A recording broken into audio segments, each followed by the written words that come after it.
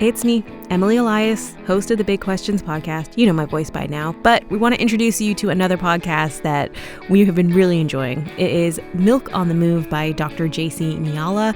Please take a listen, and we'll be back soon.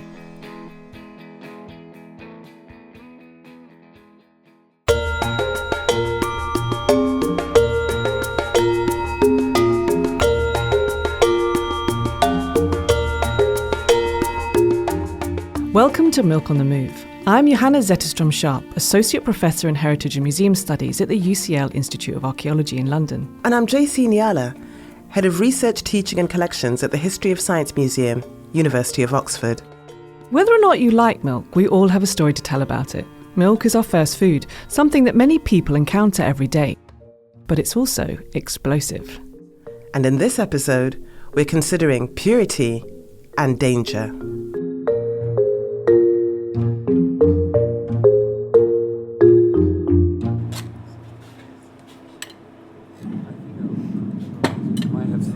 Hey Johanna, remember when we went to visit Capacayson Dairy under the railway arches? I know, it was so good, right? So Capacayson Dairy is set up by Bill Oglethorpe, and he established it in 2008. We fill up all these churns, so we got 20 of them. Oh wow. So 20, 30 litre churns. And it's this amazing dairy. I think it's the only dairy that still processes cheese in London, and it's under the arches near Bermondsey. That's wild, but I mean, where would they get their milk from? So Bill was telling us that between the months of May, June and July, he gets up at 5 a.m. in the morning and he drives to this farm called Commonwealth Farm, which is on a big estate in Kent. And you take these, this is what you drive with to pick up the milk? Yeah. They can and he picks the milk up whilst it's still warm from the udder. And then he was telling us how he's got this mad drive back to London because he doesn't want to refrigerate it because it changes the chemical composition of the milk and makes it harder to make it into cheese. But then when he does finally get back to the dairy, what really struck me was how immaculate and spotless and what an incredible hygiene regime they had. So this is to stop the outside bacteria getting... Yeah, ideally it's just these little barriers. Yeah, we're just putting on our Crocs. You know, we had to take our shoes off, and then the milk got poured into this enormous copper vat. So that's a smallish one, so it's about... 550 we can do. 55 kilos of cheese in there. 55 kilos, wow. It's made of copper, is that significant? Yeah, it was beautiful. It was this hand-hammered vat, and I think he bought it from Switzerland, and it was enormous, and he started heating it and processing it immediately. And I think there was so much heritage in that place. It was an interesting contrast between also the handmade wooden boards that the cheese sat on, but then this scientific precision to manage the microbes that are in the cheese. Yeah, and it was that intersection of managing the microbes and ensuring the taste. So that's why he gets his milk in those summer months, because the cows are grazing on grass. And you can actually taste it. I remember we had cheese from 3 different years, and they did taste very different because it depended on what was growing in the fields. But the thing is about microbes is, on the one hand, they're good guys in terms of the cheese that they make, but they can also turn into bad guys and make us ill. Yeah, and as we're going to explore in this episode, it's that moment where humans intervene in trying to control those microbes that some of the most extreme power around milk emerges. It's really helpful to start with the word imaginary. No matter what the realities were around milk, this imaginary of a substance that had power and purity and the capability to feed and sustain life was the most operative element in its history. I'm not an ancient historian, but as I looked at myths, I couldn't believe the uniformity around the world that showed milk to be this cosmic system, this substance that came from above and showered humanity with goodness and sustenance. And yet, that cosmic drama played out in a very different way down on Earth. That's Deborah Valenzi, who we'll hear from again in a moment. She's a professor of history at Barnard College, Columbia University in New York City, and she's the author of 5 books, including Milk, A Local and Global History. I love the way that Deborah talks about cosmic drama. And we've spoken about this with respect to milk as more than a nutritious liquid already. So we talked about it in Milk and Motherhood, and milk as a substance that's become the centre of a global industry. But when Deborah's talking about cosmic drama, she's talking about the fact that milk is alive. And even though we can't see it, milk is full of microbes that are shifting and changing, even when our milk is sitting in our fridge. I'm sure that we are all familiar with what gone-off milk tastes like. But microbes are also what give us yogurt, soured cream, cultured butter, and as we found at Capsaicin, cheese. And these all have to do with heritage. So whether it's cheesemakers, mothers, grandmothers, they turn milk into all of these foods that not only taste of things, but are incredibly meaningful to us. But of course, there's a contradiction here. Microbes have historically been vital to extending the longevity of milk safely. Think about that Parmesan you might cherish that's aged for 36 months. That's 36-month-old milk. Yeah, but they don't exactly market it like that. That's true. So microbes are useful for the flavour of that milk, but they're also responsible for a huge amount of danger in milk. And so we have what Deborah explained, how you have this imaginary ideal of pure white milk that has hidden the complex interaction of these microbes and some of the history around pasteurization. In earlier times, I think the microbes of milk were seen as productive. They helped turn milk into cheese, and cheese lasted a lot longer than milk. However, there are enormous turning points in history, and one of them obviously is the growth of cities and towns. Eventually, milk gets itself into this predicament of being the source of microbes. And we know from science that milk is like a petri dish. There's just so much in it that allows different kinds of microbes to grow, whether they're disease-like or they may be, in fact, related to cheese making. But disease is really the lurking danger behind this whole fear. Talking of that fear, pasteurization is often hailed as a triumph of public health. But you hinted at a push-pull dynamic between scientific reassurance and urban paranoia. So to what extent did public health campaigns around pasteurization both respond to, but also amplify these collective fears? Every time reformers respond to a problem, they amplify the craziness that exists around it, the misunderstandings and the cosmic drama.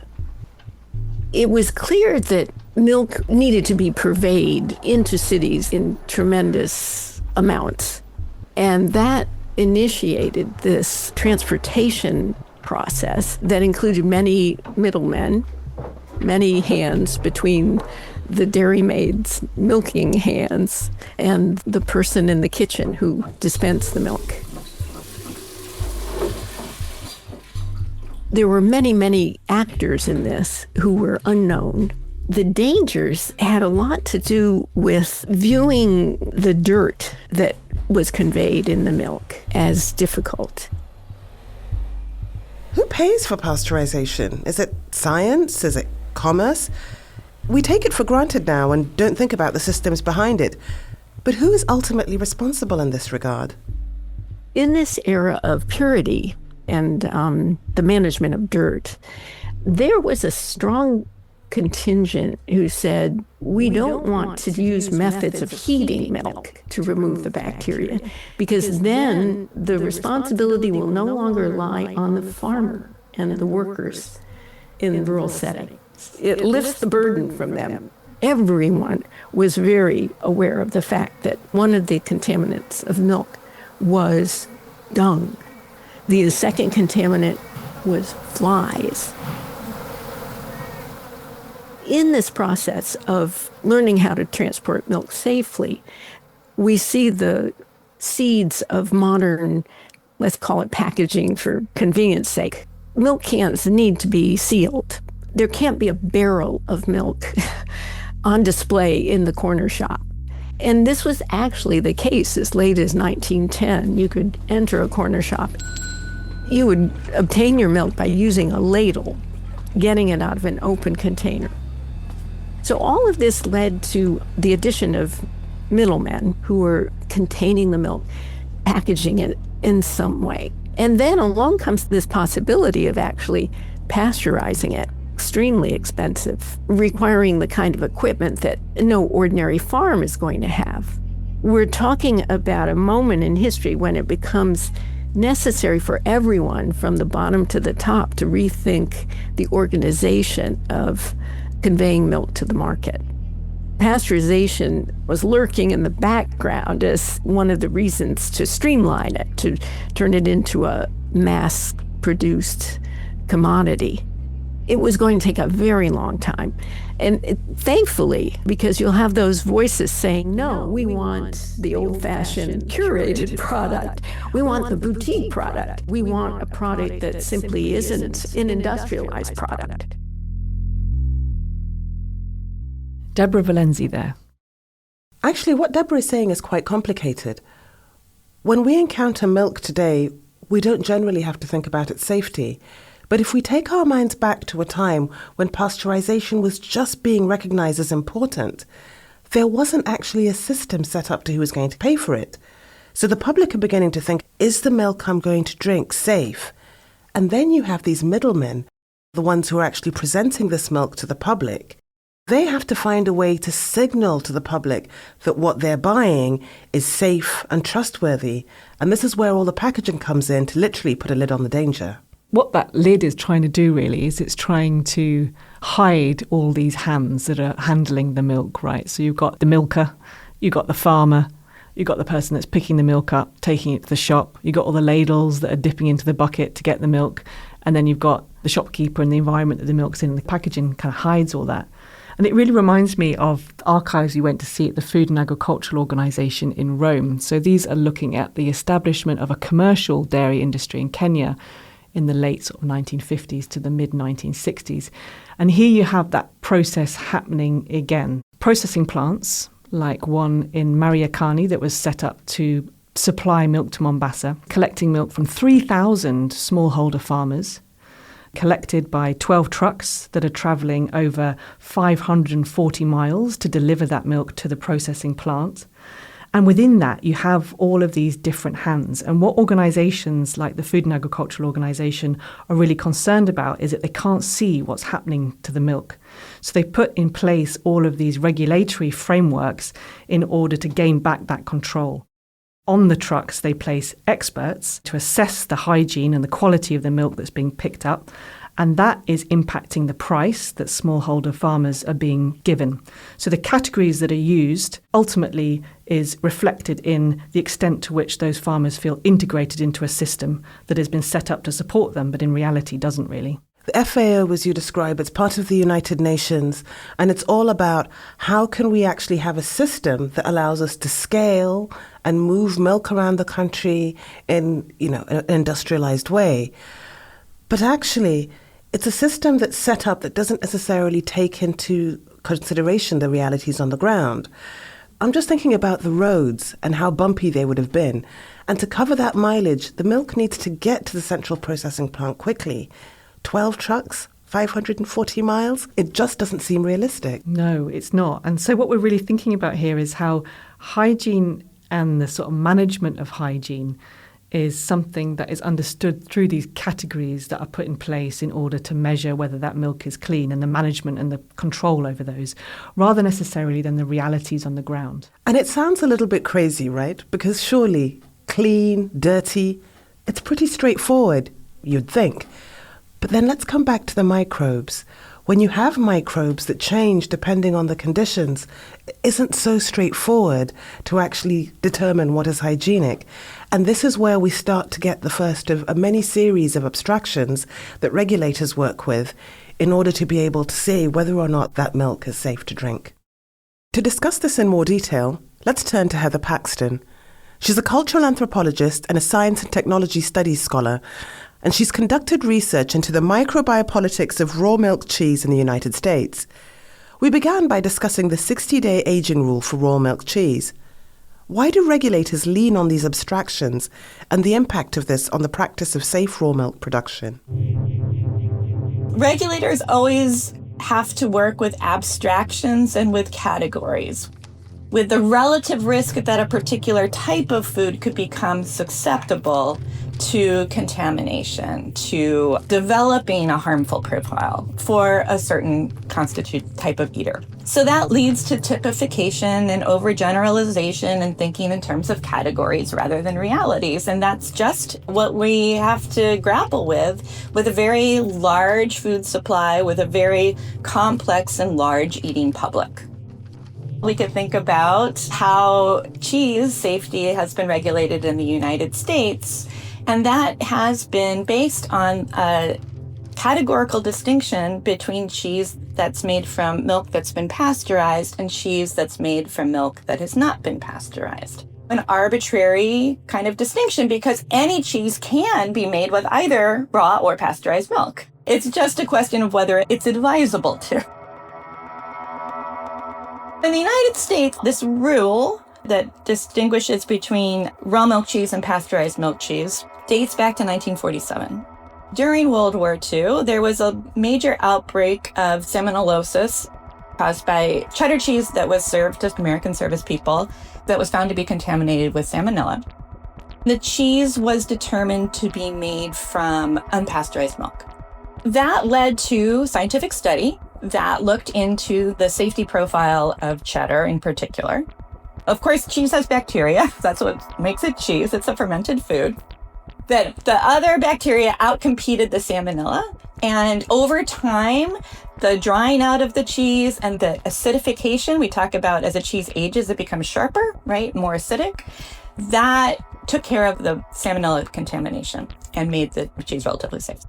That study, based on that outbreak of salmonellosis, led to U.S. regulation that distinguishes between cheese made from raw milk and pasteurized milk. So to be sold legally in the United States, commercially, cheese either has to be made with pasteurized milk or, if made with raw milk, as the exception, aged for a minimum of 60 days.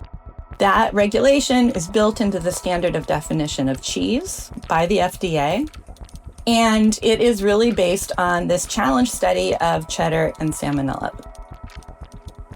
Culinary categories, scientific categories, and process categories do not line up neatly. And that makes the regulation of cheese from a safety perspective particularly interesting and challenging. What really strikes me is also the question of scale, because there's a vast difference between a 16-cow operation, where you describe the cows practically being house-trained, and the milking parlour was spotless, and industrial dairies with herds of 18,000, where risk and hygiene are managed very differently. So, how does scale shape what we imagine to be safe or risky in dairy production? And what do we lose when regulation treats all dairies as if they operate in the same way? Pasteurization knocks out naturally occurring bacteria in milk so that for cheese making, they can replace it with known strains of acidifying bacteria to start fermentation. Cheese making was this ancient technology for preserving milk, but it would have happened immediately following the collection of the milk without a lot of time. What pasteurization does, by purifying the milk in some way and then introducing bacteria that are standardized after that, it allowed cheesemakers to pool milk from greater numbers of dairy farms that were spread further afield. You can truck it in from a farther distance and not worrying about that milk starting to spoil because you know you're going to pasteurize it before you restart the process of cheese making. Pasteurization was essential for quality control and for increased shelf life of the cheese itself, because it slows down the fermentation process once the cheese has begun too.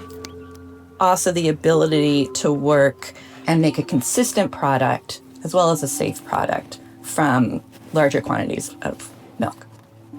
Artisan cheesemakers are not turning back the clock.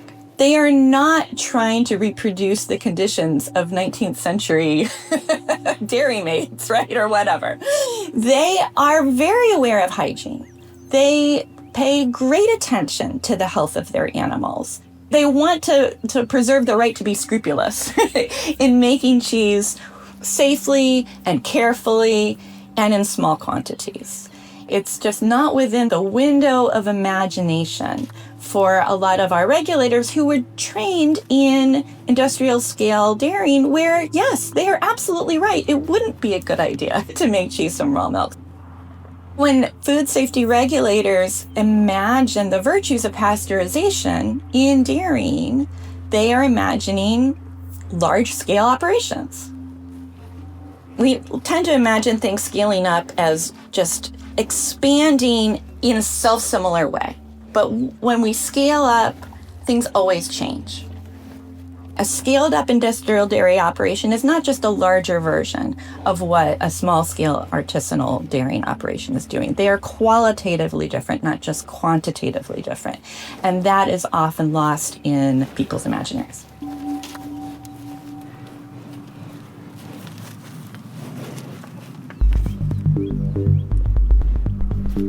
All of the different actors in this are struggling to make sense of something that's alive, so it's continually moving.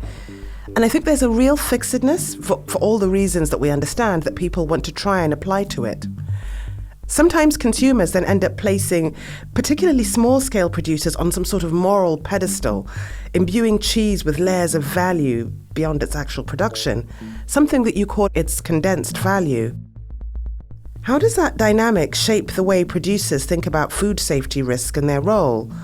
Because they're not just artisans, they're also value makers in the dairy world.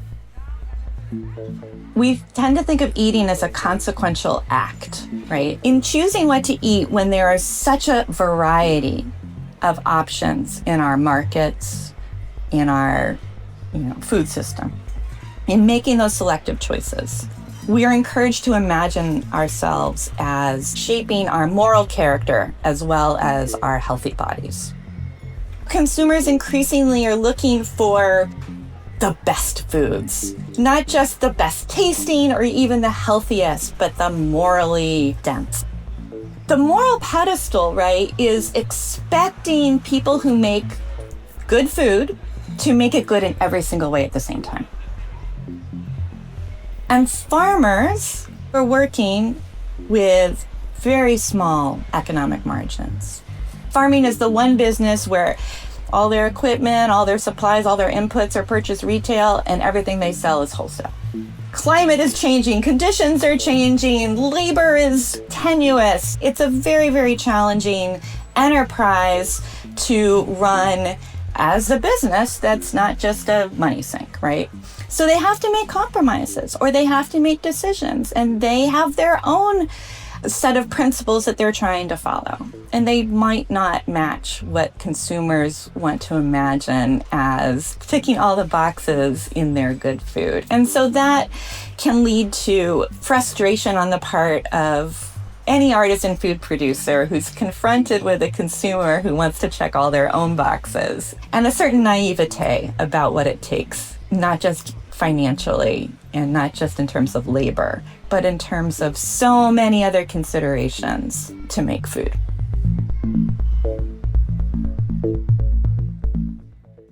Heather Paxton there. So we're working with the imaginations of people who have actually quite a tough job. The regulators sitting there in their offices and labs are trying to figure out how to make things safe on the ground. But what's going on the ground is extremely complicated. We have a substance that's alive, milk, full of a wide variety of pathogens that behave in different ways, but that will also react differently depending on the people who consume it. You could have two different people eat the same piece of cheese and have completely different reactions. Yeah, it's really tough. When we started talking about milk as something alive, it's actually very difficult to control because the microbes that are hanging out and doing their thing in milk are doing all sorts of different things at different times. And what regulators are trying to do is they're trying to control something that is fundamentally uncontrollable. It's reminding me of some of those archives again I was looking at the Food and Agricultural Organization in Rome. So one of the things that some of these regulators who were trained often in Europe or in the West couldn't get a handle on is that pastoralist communities that were travelling long distance with their cows could understand and keep track of the health of those cows. And that is because those regulators were trained in industrial dairying, where cows are crammed into small barns, they're right in front of you, you're with them all day, and you're looking at them, and you're constantly having to manage for health. Things like mastitis is a huge, huge issue for those farms. Yes, I could see how that could happen. But we started with a visit to the dairy, and I think it would be great to hear more from cheesemakers, because after all, they're the ones who work most closely with these microbes. Pathogens are microbes that, when they encounter people who are susceptible, can cause illness. And so pasteurization is a heat treatment that's designed to kill the most heat-tolerant pathogen. Pathogens can be viruses, they can be bacteria. In the cheese world, we're mostly focused on bacterial pathogens, which raw milk can be a potential source of. Farming and milking and milk preparation, milk production for low bacterial counts is a red herring because it doesn't guarantee safety in cheese. That was Bronwyn Percival, who's been working with cheese for a very long time. She's the technical director for Neal's Yard Dairy in London. She wrote a book with Frances Percival called Reinventing the Wheel: Milk, Microbes and the Fight for Real Cheese. They began by explaining the development of milk processing technology in Denmark in the 1880s that meant that cheese makers could work at scale.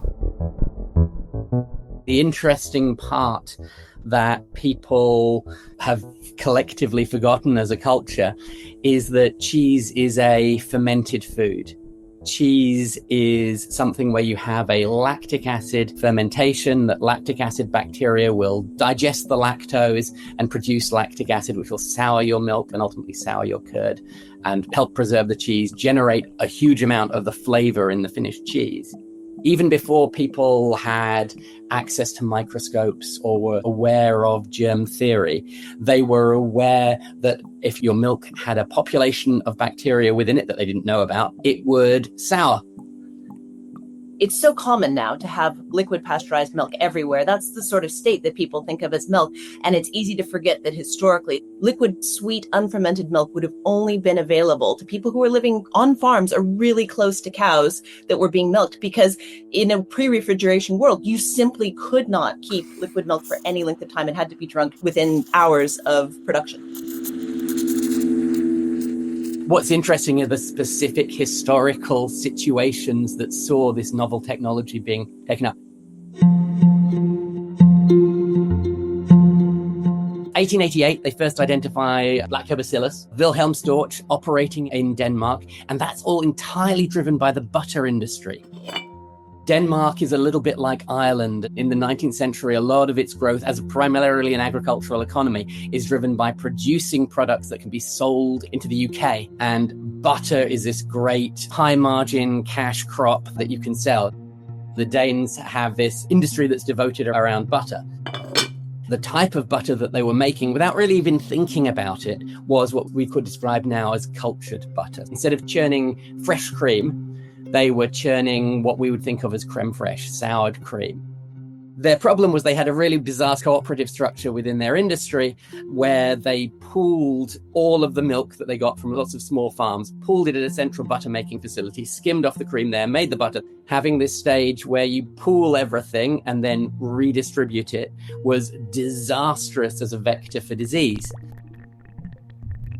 What they discover is that these lactobacillus, you can inoculate them into raw milk. They will then give you a more consistent fermentation. Well, in the butter industry, they were a very useful tool where you're making industrial butter. But where you then take that technology and try to sell it to cheesemakers, it's much more problematic. It's only adopted in the butter industry in that context, the factory cooperative structure. As a biotechnology, it is still something entirely dominated by the Danish. Christian Hansen, the legacy company from the late 19th century, still dominates 25% of the global dairy starter market. In terms of a cheese that you might buy, a quarter of it will use bacterial starters that have been developed by this one particular company. As I think with all of these sorts of tales of 19th century commerce, well, they are very effective because they're very good salespeople. They aggressively market, and the key market that adopts it first is the Americans. And the reason for this is because the structure of the American cheese-making industry that grows up after the Civil War, this is in the eastern United States, this is New York State, New England. Essentially, land is remarkably cheap if you sort of steal it.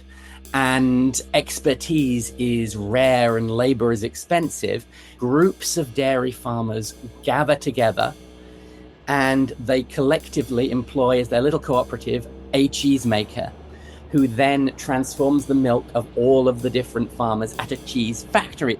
Starter cultures, even without pasteurization, become something that can be marketed to these cheese professionals. The main attraction for them isn't something to do with hygiene, it's risk mitigation in terms of quality.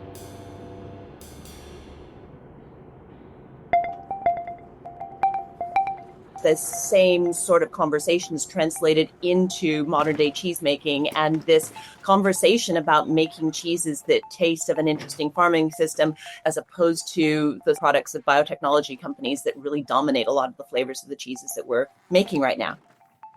And it all goes back to this idea of essentially over the 20th century, milk production processes being refined to make milk ever more clean. With the advent of refrigeration and with transport networks and with much more of this sort of milk drinking culture taking off, government promoting milk drinking, making milk that was going to be suitable for refrigeration and pasteurization and long shelf life. If you're making milk with high bacterial counts, even if you pasteurize it, that's really going to severely limit the shelf life of that milk and the value of your product. And so a lot of work was taking place during that time by technologists to help people make cleaner milk, and farmers were being paid a premium based on having low total bacterial counts in their milk. So clean milk is better milk, is good milk, which for pasteurized liquid milk is probably true. Those same ideas have been taken and transferred to the cheese industry. And that happens both because a lot of people stopped making cheese in the late 19th century and early 20th century as this market for liquid milk took off. There was this huge influx of imported cheddar cheese into the UK in the late 19th and early 20th century. But all those farmers were like, that's fine, we'll just make liquid milk. We can make more money that way. The price is guaranteed. That actually led to a sort of mass exodus of people from cheese making. They started making liquid milk, and then they all get swept up in all the technological advances that go into making their milk lower in bacteria. And when the liquid milk market is deregulated with the end of the Milk Marketing Board in the early 1990s, suddenly this very safe option of producing and selling liquid milk for pasteurization and sale is just not viable anymore. You're suddenly a small producer of a commodity, and that's not a comfortable place to be from a financial security perspective. So all these people go back into making cheese, but they're making cheese with milk that has been absolutely refined to be sold as good liquid milk for pasteurization. So we're talking about this intersection of the imaginaries of bacteria and pathogens, the industry, quality and shelf life, and how all these things intersect and fundamentally shape an industry. With the resurgence of the artisanal cheese industry in the UK, what are some of the tensions that cheesemakers are facing, and how are they navigating these different pressures on their business? When you say, we want in your cheese to be able to taste the unique attributes of your farm and your milk and your cows, and that's what's going to make your cheese like interesting and valuable. Every cheesemaker responds really, really well to that idea. But the difference is that actually you have to have something interesting in the first place as a result of your farming system to be able to make milk that has the personality. One of the tensions is that is an entire farming system, and that also is a big challenge for the industry. There's super crazy, interesting research coming out, but translating that into practical things that people can do at the ground level is really a challenge. The great hope for this is actually people being increasingly concerned about their own microbiomes and having that more sophisticated idea about the sort of microbiology and about pathogens. Frances and Bronwyn Percival. I love talking to Frances and Bronwyn because, as you can hear, they are so enthusiastic and knowledgeable about the industry that they know, love and work in. What they are talking about here is a technology that's enabling people to produce cheese at large scale from milk which has fundamentally been made dead. So those microbes that we've been discussing in this episode, which are really important to both the science of making cheese and the flavour profile that you get from cheese, have been removed. This fundamentally shaped both the cheese industry, but it also shaped the dairy industry, right? As we discussed in the last episode, an industry that has been fundamentally shaped by the idea of milk at large scale and low cost. And what this means is that for artisanal cheesemakers, so people that are trying to make cheese with interesting flavour profiles, it's very difficult for them to get hold of the milk that they need, that is produced in small farms, that is not pasteurised, that can take into consideration that variety and aliveness of milk in relation to what the cow's been eating, the time of year, and give us those flavour profiles in cheese that we all know and love. And as we discussed, regulators have a really difficult job. Part of this is because they're trying to regulate for life. Now, every single thing that's alive on this planet carries with it an inherent risk and also a certain amount of unpredictability. We can't control life, so we end up with compromises that may solve one set of problems but create others. We called this episode Purity and Danger because we wanted to unpick some of the imaginaries that shape the way that we understand what's good for us, and as you said, JC, what puts us at risk. What we've found is that the microbes in milk can't be reduced to these binaries. Cheese allows us to contend with milk that's alive. This aliveness is both what allows milk to be transformed into cheese and what cheesemakers have learned to harness rather than be afraid of. I'd like to return us to Bill in his London dairy, where he described to us his relationship with the milk that he works with. There is a uniqueness, and I'm trying to push the uniqueness in terms of raw milk, and I think through trial and error, everyone makes these little discoveries and makes their adjustments, and then it depends on the dairy. You might have equipment that's a bit slow or a bit unpredictable, and whatever, and you kind of have to improvise and fix things. And I'm not trying to make it uniform, but I just let the cheese do its own thing. I think that it's more interesting than if you interfere too much. We don't necessarily make things because they're already there. We just need to help it work better. I think it's an existential crisis in terms of we're interfering too much. We're not working with stuff. I think that's a dilemma. There's a lack of trust or fear or whatever, and that's why I wanted to do raw milk, no starter, all that kind of stuff. After experimenting, I realized it's very reliable and it's pretty good.